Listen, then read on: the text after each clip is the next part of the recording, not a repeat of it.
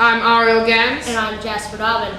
And since there are so many announcements for the middle school this week and absolutely nothing happening in the senior school, we are having a completely middle school episode. Yes.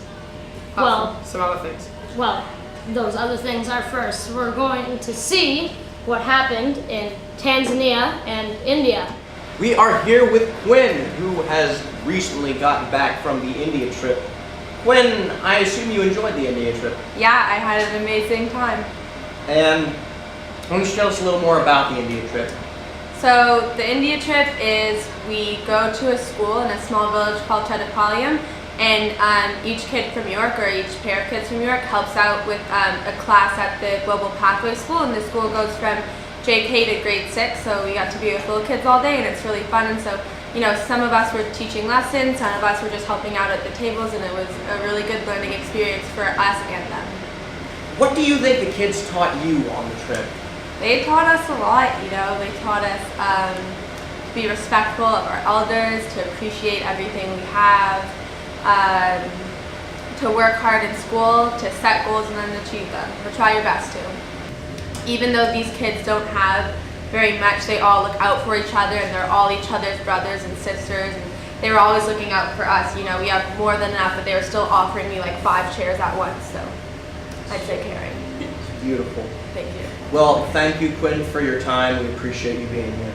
Great.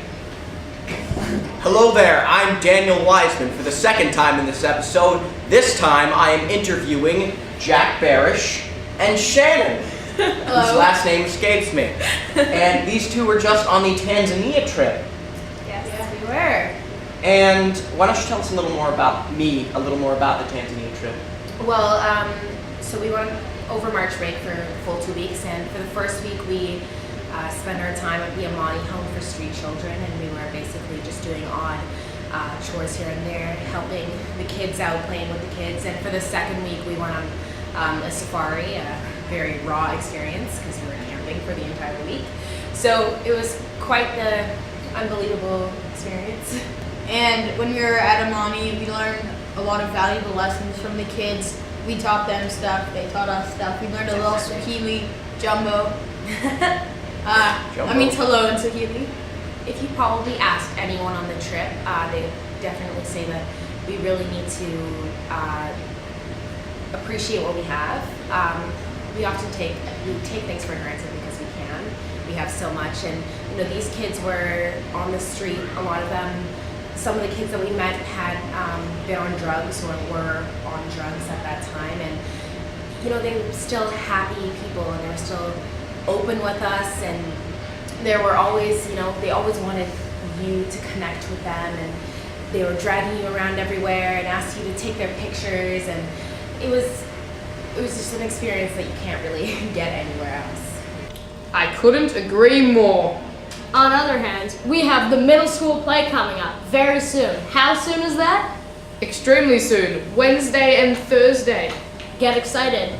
And we have a promo video just for you guys. And us too. Okay, describe your experience on working on the play. I think it's really fun to just hang out with my friends after school, like dancing and singing, and just being with everybody. Well, it was really fun, and I got to learn some new stuff about theater. I got to learn new dance moves and stuff like that.